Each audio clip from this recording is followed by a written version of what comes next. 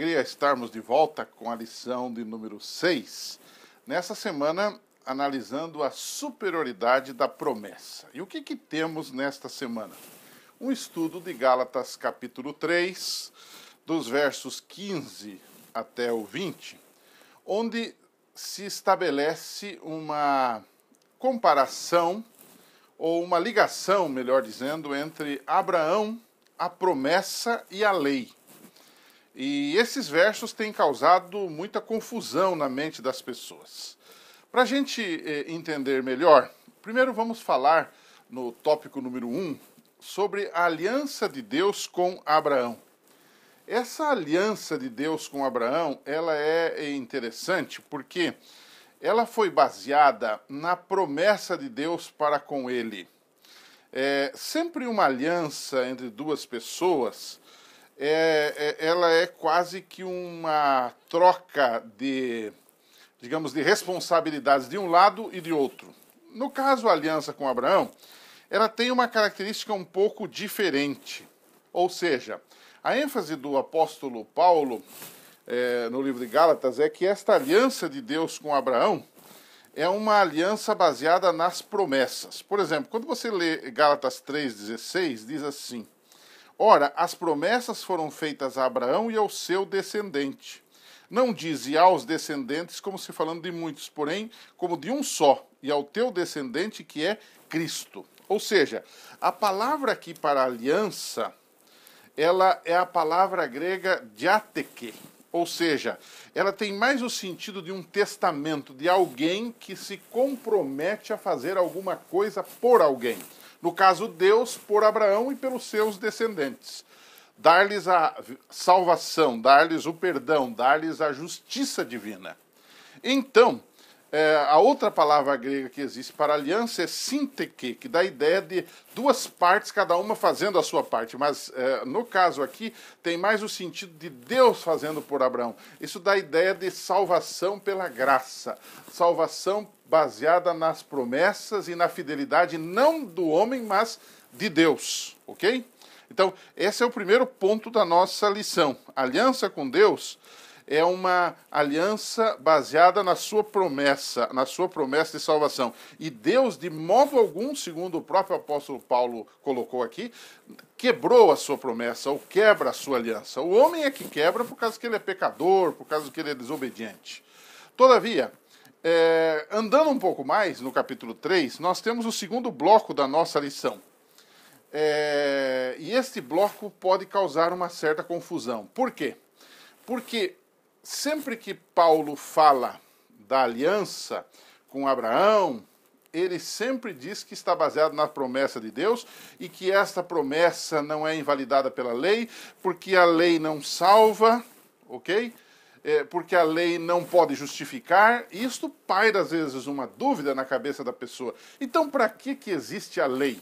Para que a lei foi dada? Seja a lei cerimonial, que passou, cumpriu-se em Cristo, seja a lei moral dos 10 mandamentos, qual é a função da lei? Por que ela foi dada?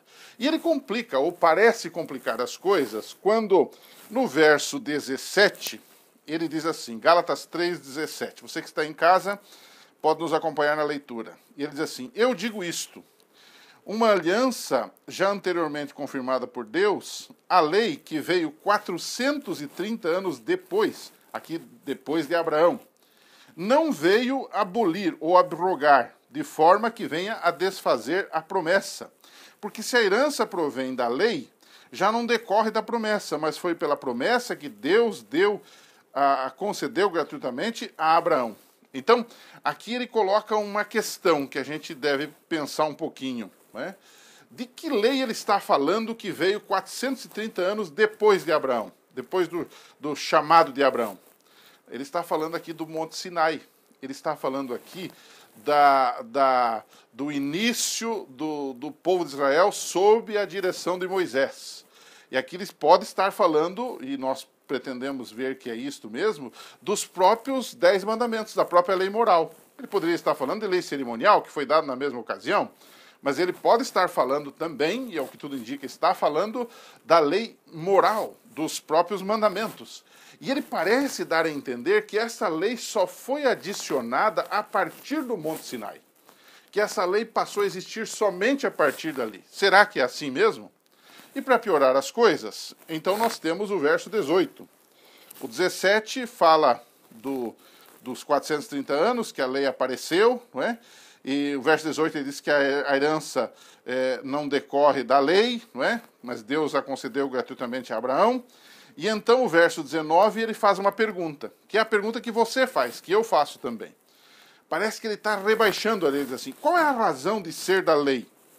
E ele então tem uma frase que alguns se complicam nela. Ele diz assim, ela foi adicionada por causa das transgressões ou do pecado, até que viesse o descendente, que no caso é Cristo, a quem se fez a promessa e foi promulgada por meio de anjos. Ele dá a ideia assim que a promessa Deus fez direto a Abraão e a lei Deus mandou por um intermediário, que seriam anjos, né?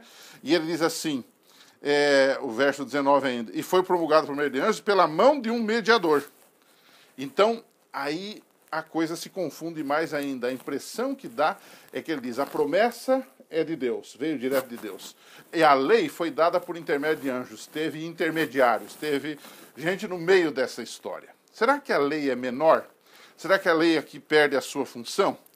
De que lei ele estava falando? Nós já dissemos isto, que essa lei refere-se à própria lei moral, porque ele está falando aqui que esta lei, quando veio, ela veio por causa das transgressões. Qual é a lei que mostra a nossa transgressão? Qual é a lei que mostra o nosso pecado? A lei moral.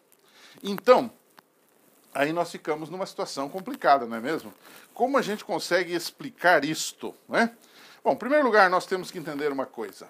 Ele não está dizendo aqui que a lei passou a existir a partir de Moisés, 430 anos depois de Abraão. Não. Ele apenas está dizendo que neste formato e com esse sentido, esta lei passou a existir a partir de Moisés. Nós todos sabemos, pela Bíblia, que os antepassados de Abraão e de Moisés eram pecadores. Em Romanos 4,15, o próprio apóstolo Paulo diz que onde não há lei, não há transgressão. Portanto, a lei é eterna. A lei precede ao Sinai, precede a Moisés e precede a Abraão também. Mas qual é o sentido que ele está dizendo que a lei foi adicionada aqui? O sentido aqui é no sentido de revelação. O povo de Israel havia saído do Egito. Eles haviam se esquecido dos preceitos, dos mandamentos, da lei de Deus. Nós temos que entender que antes do Sinai, eles tinham a lei, eles guardavam a lei e eles transgrediam a lei. No entanto, ela não estava escrita como nos 10 mandamentos em 2 tábuas de pedra, de forma clara, de forma explícita e de forma simples para eles também. Então, o que Deus fez foi um ato de amor, de misericórdia. Por causa da transgressão, para que eles reconhecessem o pecado deles, Deus escreveu a sua lei. Aí está a diferença. Por isso que o apóstolo diz, ela foi adicionada, ou seja, ela passou a existir por causa das transgressões. Porque o povo que saiu do Egito era um povo nômade, grosseiro, ignorante.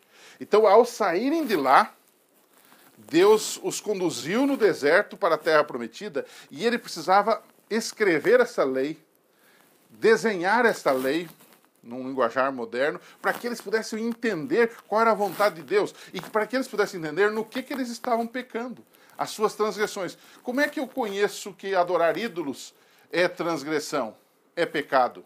Quando eu vou à lei de Deus, dos 10 mandamentos. Então, a lei aqui cumpre o seu papel não para a salvação, nem para dar vida a eles e nem a nós, mas ela cumpre o seu papel que nós conhecemos de sobejo na Bíblia. E eu citaria o texto de Romanos 3,20, que diz que pela lei vem o pleno conhecimento do pecado. A lei é como um espelho que mostra o nosso pecado. Então, em nenhum momento o apóstolo Paulo, em Gálatas 3, está dizendo que a lei deixou de existir ou que ela passou a existir só naquele momento. E que depois, quando veio Jesus, ela deixou de cumprir a sua parte. Não, em todos os momentos ele diz, lei não salva, lei não dá vida, quem tenta se salvar pela lei está perdido. Mas o que ele está fazendo é que ela foi introduzida na forma escrita para que as pessoas pudessem ver nitidamente e claramente o seu pecado. E foi o que de fato aconteceu. Mas o texto continua.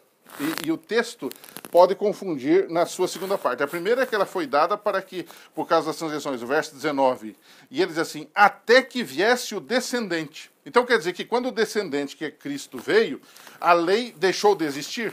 Também não.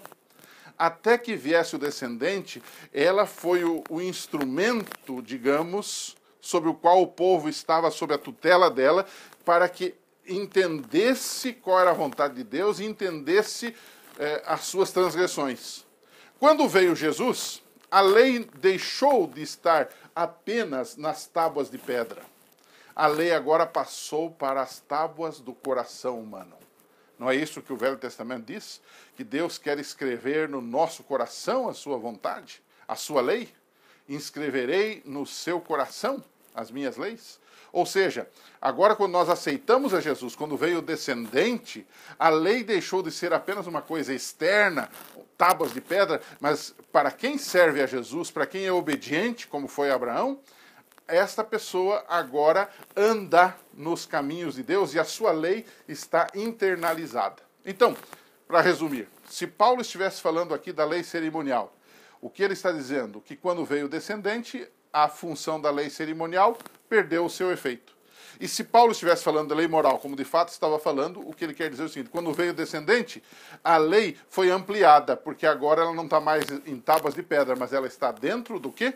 Do coração do ser humano. Então, essa aparente contradição, ou essa aparente diminuição da lei de Deus na vida do cristão, desaparece quando nós interpretamos esse texto à luz do seu contexto.